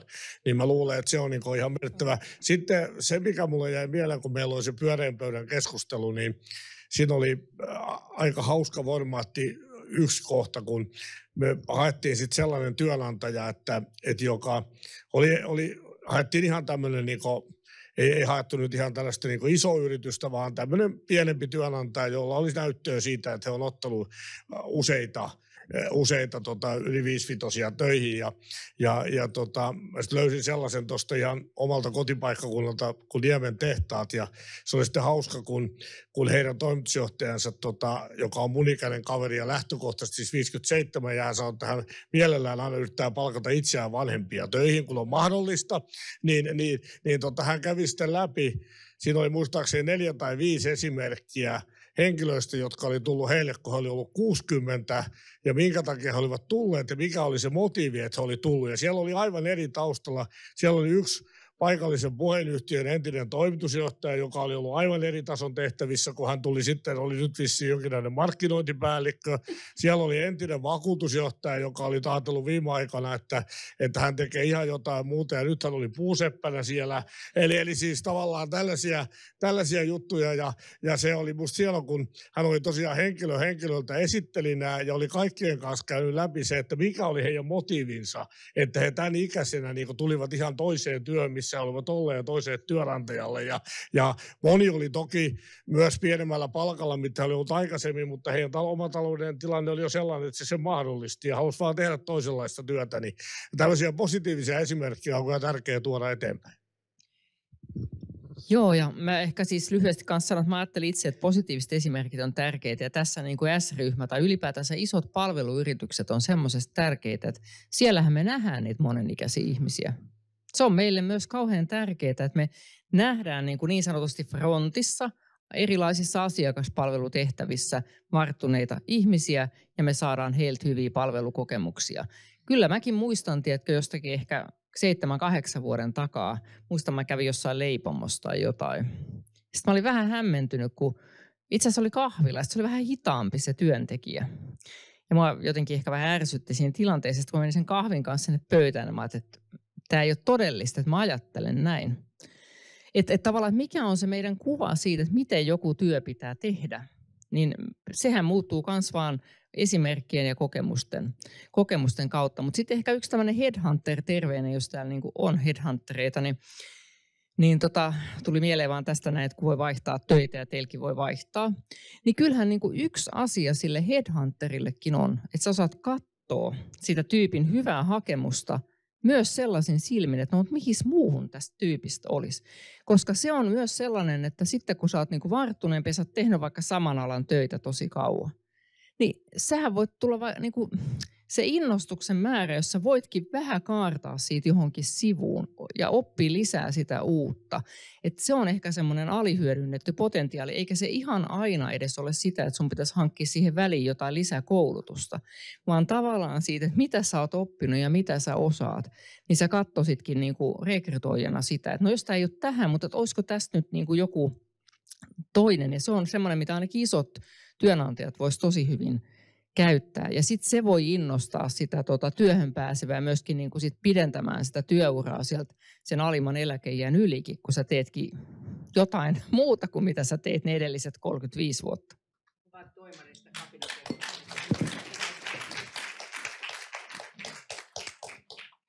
No niin, hyvät naiset ja herrat. Nyt ollaan tultu siihen osuuteen, että on aika kysymyksille ja yhteenvedolle sitten loppuun, mutta sitä en vedä minä, vaan täällä on Iira Hammerman, joka tulee tähän mun paikalle hoitaa homma. Kiitoksia ja hyvää iltaa munkin puolestani. Mulla on vasen käsi ihan krampissa. Mä oon kirjoittanut kuin höyrypää tuossa muistiinpanoja ja kun mä niitä tuossa selailin, mä tulin siihen tulokseen, että jos mä rupean tässä nyt edes yhteenvedonomaisesti toistamaan niitä teemoja, mistä puhuttiin. Me ollaan täällä huomenna aamullakin, koska tämä on niin laaja teema. Mutta ennen kuin otetaan niitä yleisökysymyksiä, niin jos mä ihan saan pähkinänkuoressa nostaa muutaman yksittäisen tärkeän ajatuksen, joka tästäkin keskustelusta syntyi. Keskusteluja on käyty useilla foorumeilla, on ollut seminaaria, on ollut webinaaria, on ollut podcastia, on tulossa Suomi-areenaa, teidän paneelisarja. Eli tämä tykityshän tulee jatkumaan. Mutta nyt jo tähän asti sen kokemuksen perusteella itse sanoisin näin, että että näissä kaikissa keskusteluissa toistuu tietyt asiat. Ja nyt mä yritän nopeasti ottaa niistä kiinni. Ensinnäkin se, joka on ihan kauhean tärkeää, on, että meidän täytyy ymmärtää, että kukaan ei voi niin kuin pakoilla vastuuta. Lainsäätäjät ei voi pakoilla vastuuta, yritykset ei voi pakoilla vastuuta, rekrytoijat ei voi pakoilla vastuuta, yksittäiset työnhakijat, työntekijät ei voi pakoilla vastuuta. Eli kaikki on tavallaan velvoitettuja omalta kohdaltaan ja omista lähtökohdistaan pitämään huolta siitä, että tämä ikädiversiteetti-asia kukoistaa, että siitä puhutaan ja että sillä oikeasti tehdään jotain. Eli se ei parane sillä, että me ulkoistetaan. Ja tässä niin kuin Reetta sanoi hyvin, että tämä on vähän kuin sellainen pingismatsi, että rekrytoijat saa, joo, ei me, mutta kun kato se yritys halusi nuoria. Ja yritys sanoi, että ei, mutta kun se rekryfirma niin kuin tarjoaa meille vaan niitä nuoria. Eli sitten ollaan umpikujassa. Ja tietysti se yksilön oma vastuu oli juuri se, että pitää itsensä kuranttina, relevanttina, päivitettynä. Pitää huolta siitä, että on ajantasainen asenteissaan, ajattelussaan ja myöskin osaamisessaan. No, sitten jos mennään vähän sellaiselle niin kuin filosofiselle puolelle, niin tämä palkitseminen, niin sehän on ihan, me tiedetään kaikki, joilla on koiria tai lapsia tai sekä, että kuinka tehokasta on palkitseminen. Ja siihen liittyen semmoinen ajatus, jota mä siellä linkkarissakin lainasin, ei ole siis mun oma ideani, mutta mun mielestä se on erinomainen idea, on se, että meidän pitäisi ehkä luoda joku sellainen systeemi, että meidän yhteiskunta palkitsee sellaiset työnantajat, jotka todistettavasti kuratoinnin perusteella toteuttavat sitä ikädiversiteettiä siellä työpaikoilla. Sehän on loppujen lopuksi aika helposti todennettavissa. Ja nyt kun vastuullisuusraportointivelvollisuus lisääntyy ja kasvaa, ja siihen liittyy myöskin sosiaalinen ulottuvuus, eli tästä lähtien, sehän on siis tammikuussa 2024, tämän vuoden alusta, jo lähtenyt se raportointivastuu niistä suurista pörssiyrityksistä. Seuraavaksi on vuorossa nämä pienemmät yritykset, mutta siis läpi kautta linjan, niin se, että tulisi semmoinen positiivinen hyvän kierre, jolloin niistä yrityksistä, jotka todistettavasti ovat ikätasa-arvoisia, niin niistä tulisi haluttavia. Niillä olisi kilpailuetu. Ne saisivat jonkun sertifikaatin. Se ei voi olla joutsenmerkki, se on jo käytetty, mutta se voi olla joku, mikä lie elukka. Se voi olla leijona tai kotka tai mikä hyvänsä. SOK:lle on myönnetty viikko sitten kotka-sertifikaatti. Pam!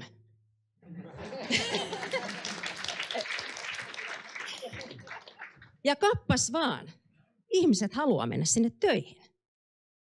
Niin tämmöisiä ajatuksia ja täkyjä voi aina tietysti heittää sinne tänne tonne ja nyt en jatka enää, koska tiedän, että teillä on varmasti, mä näen sen teidän kasvoista, mä näen sen, että teillä on paljon kysymyksiä.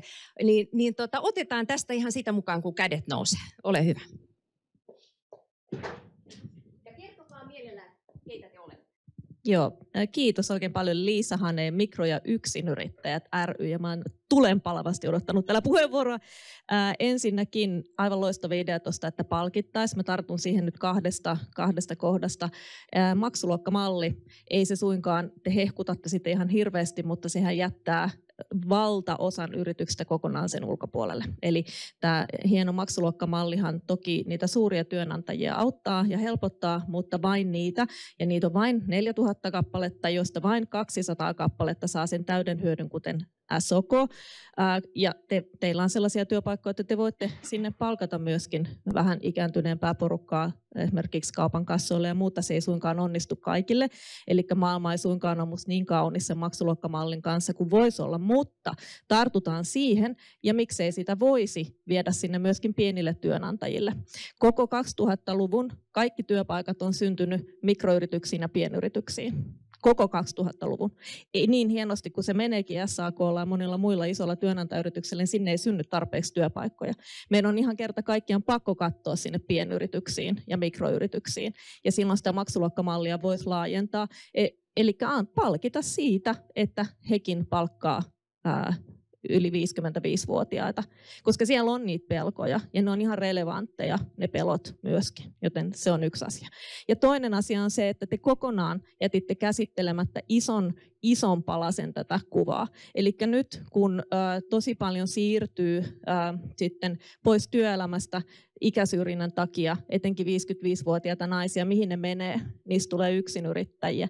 Meillä koko aika kasvaa erittäin pienituloisten yksinyrittäjien joukko, ja se on ainoa yrittäjien muoto, joka tällä hetkellä kasvaa. Konkursseja tulee lisää, työnantajayrityksiä katoaa, mitä meille tulee joka päivä lisää pienituloisia yksinyrittäjiä. Ja ne siirtyy sinne, ja nyt me käytetään ikään kuin yhteiskunnassa näitä ja työmarkkinoilla näitä yksinyrittäjiä semmoisena varaventtiilinä, minne tungetaan kaikki, mikä ei kelpaa enää minnekään muualle.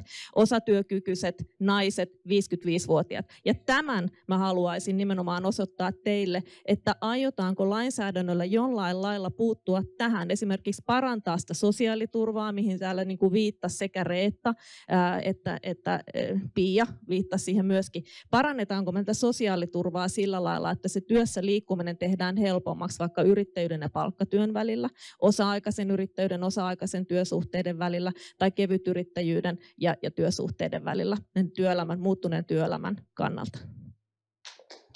Kiitoksia.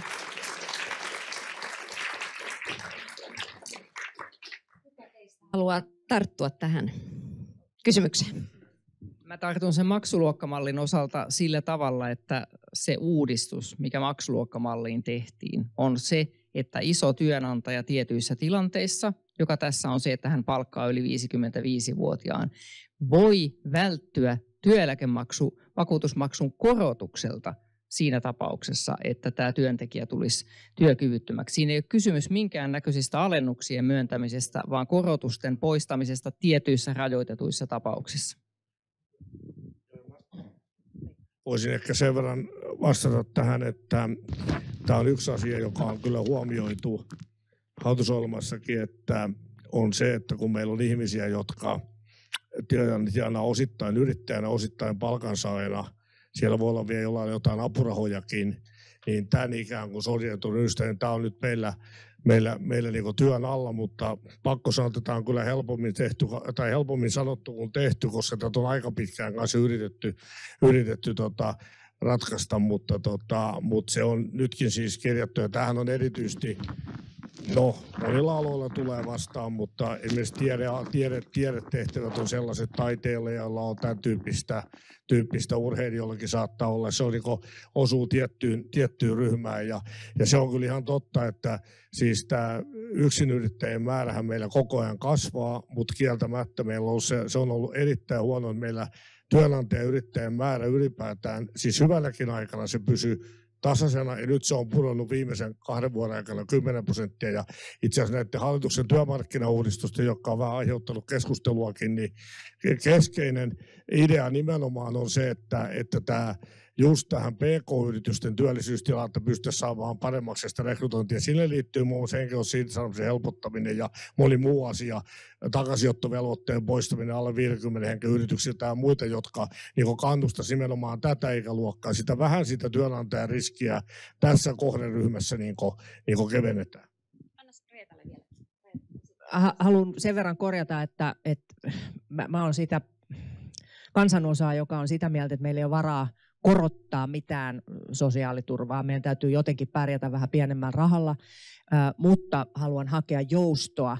Eli me niin kuin 55 Rise and Shineissa halutaan hakea sellaista joustoa, että voi olla hetkellisesti ei-työtön ja tehdä yrittäjänä töitä. Ja sitten jos sitä jatkotyötä ei löydy, niin sitten voi ikään kuin palata helpommin työttömäksi. Mietitään myös sitä, että pitäisikö pitkän aikaa ikääntyneemmän ihmisen palkkaajalle maksaa osa siitä työttömyyskorvauksesta jollakin tavalla. Mutta mä ymmärrän, että nämä on niinku todella helppo sanoa ja siellä on sitten 1 miljoona porsaanreikää, jotka täytyy tilkitä. Mutta sosiaaliturvan kasvattaminen sinällään ei ole Raisensainin agendalla. Okei, mä jaan seuraavat puheenvuorot, eli sulla oli ja sulla.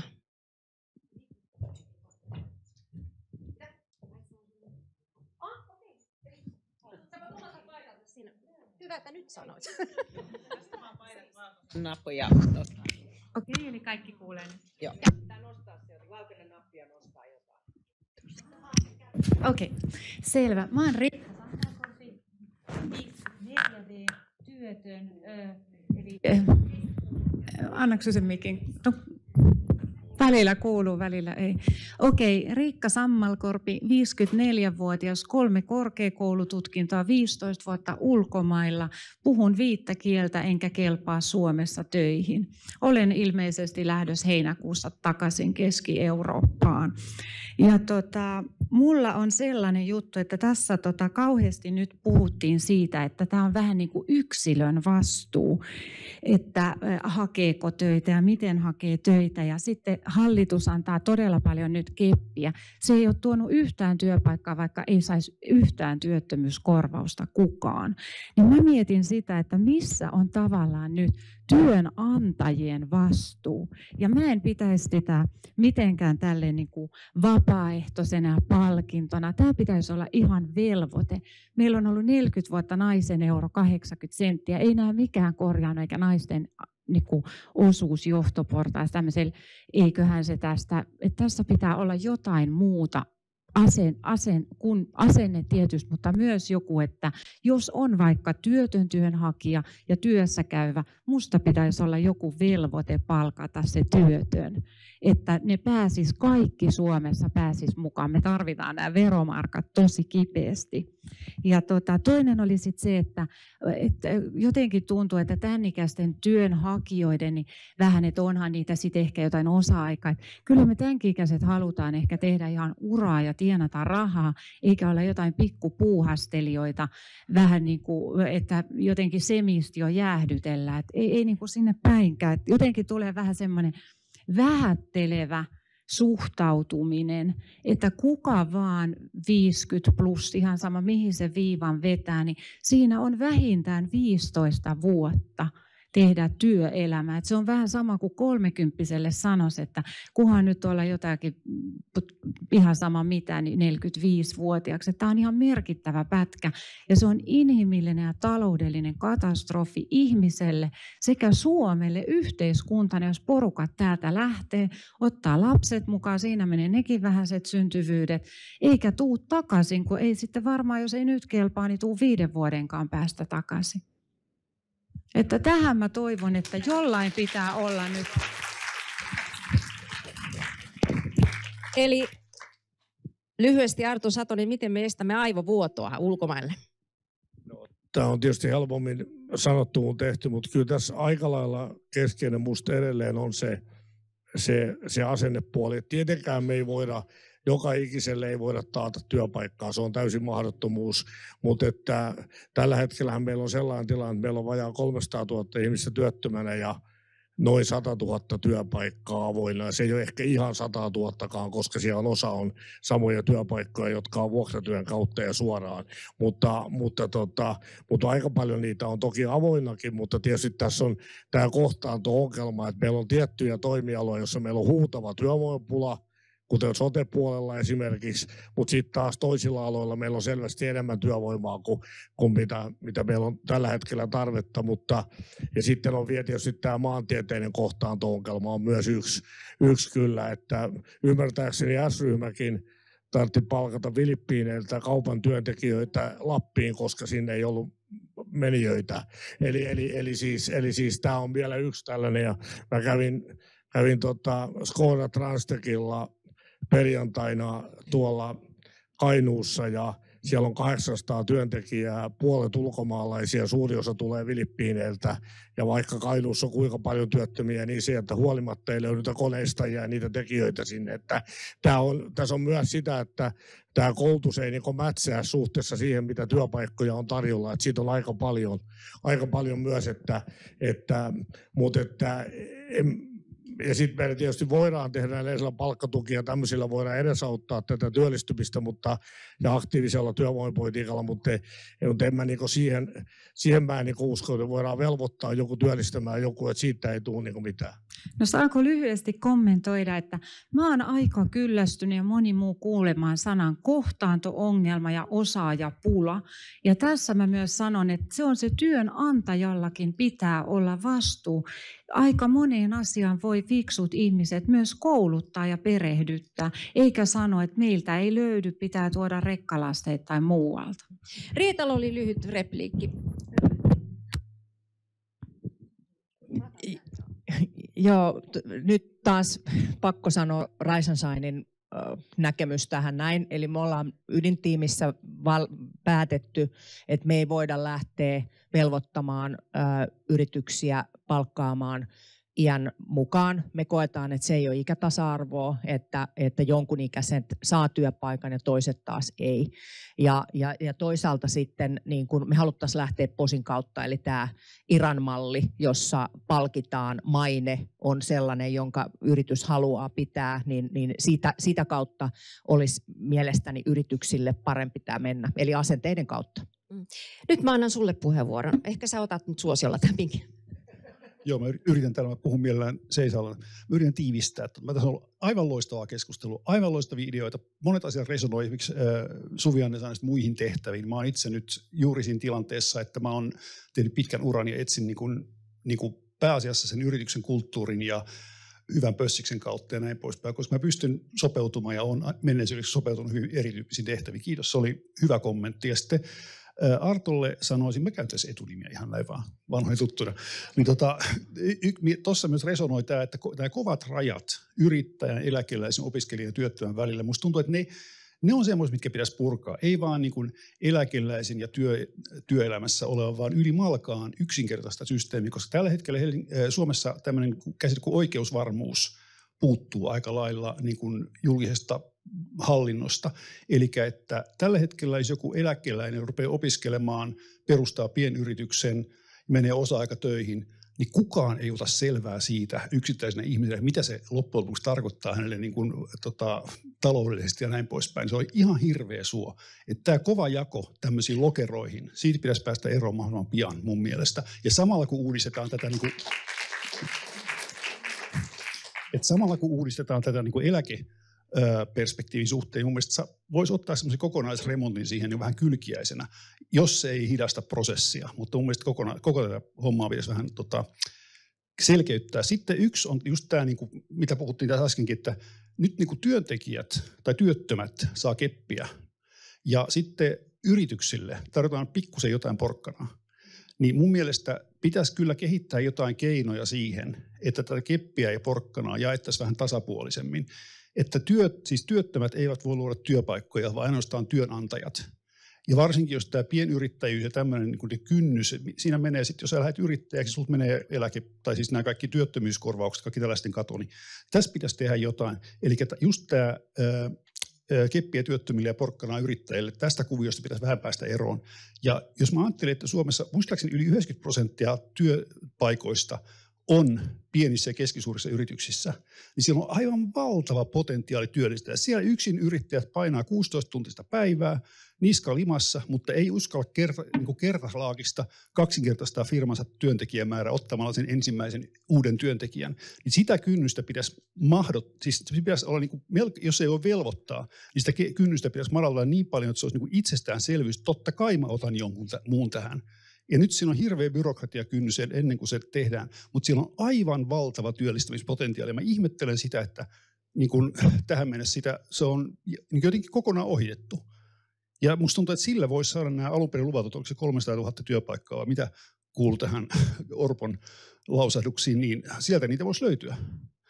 Ja sitten viimeisenä asiana, mulla on ongelma, mäkin olen tämmöinen kronologisesti ansioitunut, jos näin sanotaan, niin mulla on pitkä työhistoria ja suurin osa siitä kuvastaa nimenomaan juuri tätä mun monipuolisuutta ja tällaista joustavuutta. Niin miten mä onnistun piilottamaan 10 vuosien työuran CV:ssä?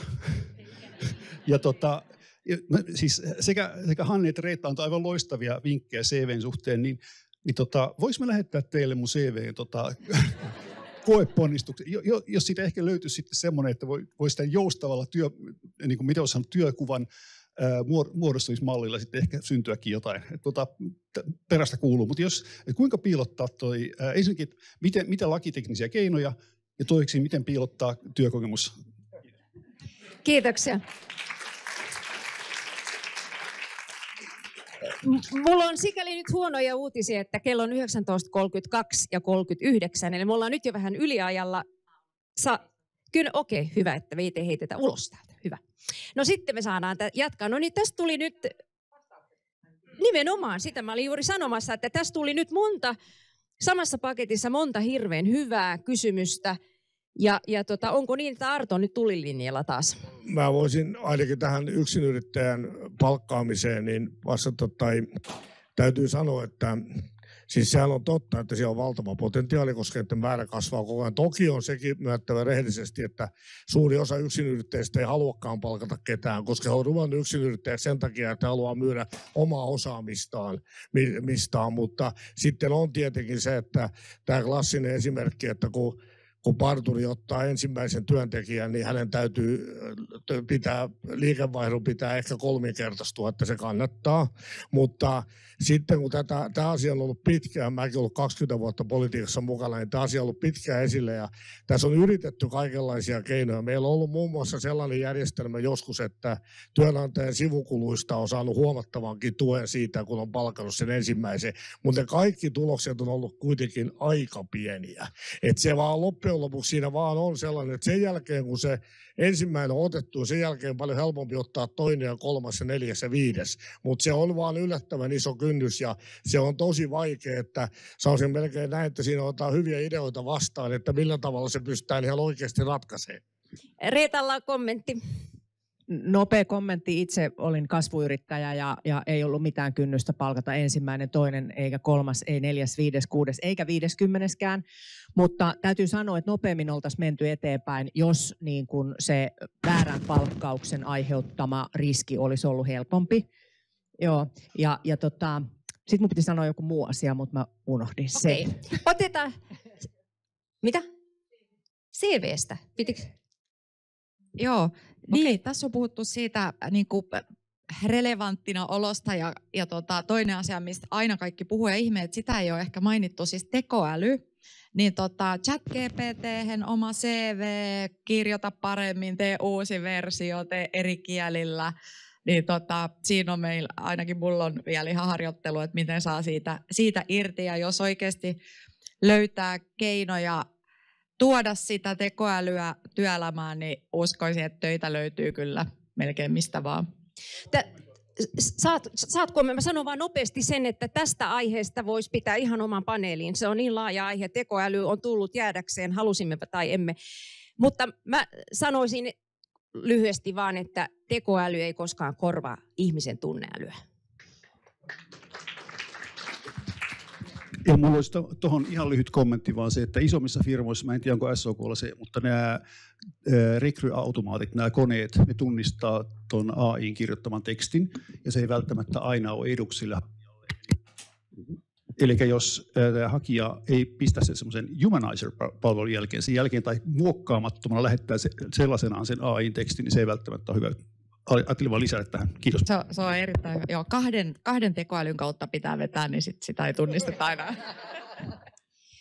Sulla oli, joo. Nyt otetaan tosi lyhyet, napakat kysymykset ja vielä napakammat vastaukset. Sulle vielä puheenvuoro. Sitten meidän täytyy varmaan pistää pillit pussiin. Heidi Viljamaa, olen ollut yrittäjänä jo 27 vuotta, perustanut yrityksen Up Partners. Kiitos. Ja Mä haluaisin tarjota 55 Rise and Shineille tämmöisen taitava työnhakijaverkkokurssin, jossa on 5 moduulia veloituksetta. Sovitaan vaan, että miten ihmiset ilmoittautuu sinne, koska UpPartners on keskittynyt digitaalisiin valmennuspalveluksiin. Tekoäly on meillä keskiössä, työnhaku, omalla uralla kehittyminen ja hyvinvointi. Mutta tämä olisi semmoinen, mitä voitaisiin teille tarjota. Tervetuloa kaikki vaan mukaan kurssille. Siitä olisi varmaan kyllä hyötyä ihan itse kullekin. Ja sitten mä lupasin vielä sulle yhden puheenvuoron sieltä. Noniin. Mä oon Marja Morri, hei kaikille. Mä en kysy. Mä haluan kannustaa. Kaikki puhutaan ikäsyrjinnästä. Mitä ihmettä se on? Mä aloitin 53-vuotiaana aivan uuden duunin. Mä olin mielestäni ihan parhaimmillani. Et nyt kun menette hakee sitä työtä, kuka meittekin, pitäkää rintarottingilla, ryhti kunnossa, pitäkää kunnostanne huolta, olkaa positiivisia. On ilo, kun saa elää. Kiitos.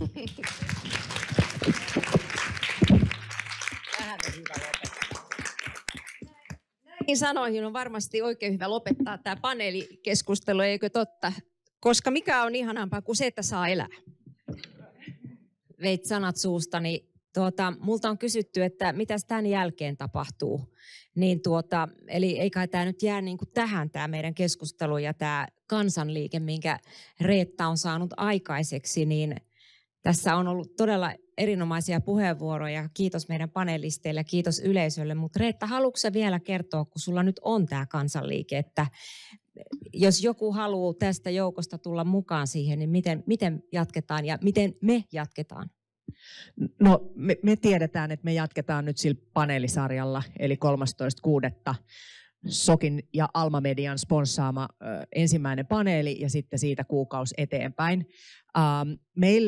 Me ollaan tällä hetkellä runsauden pulassa, että meillä tosiaan on se 50 ihmistä ja noin 30 ihmistä jonossa. Me ollaan melkein kaikki töissä, jotka pyöritetään tätä. Tavallaan tarvitaan apua, mutta me ollaan nyt tosi silleen niin kuin siinä, että me tarvitaan apua sellaisilta, jotka oikeasti tekee.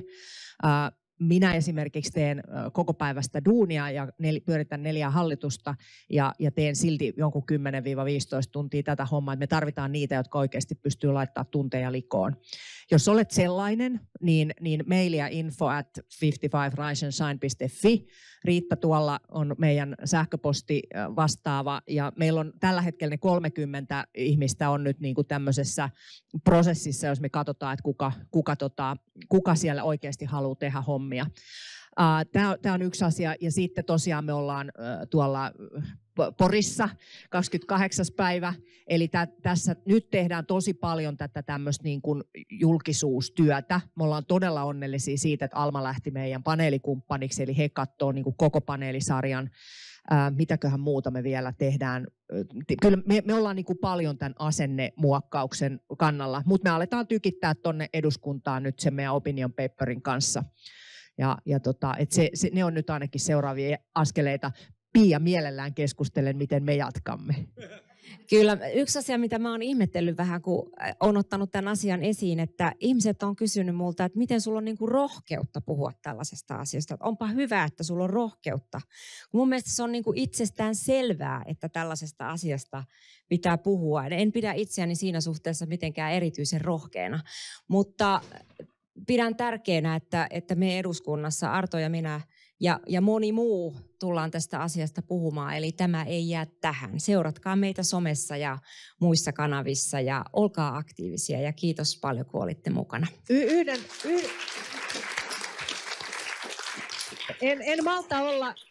En malta olla Artolle sanomatta, nyt otettiin mikki pois vissiin, Artolle sanomatta, että me halutaan siihen sen Jarin ryhmään.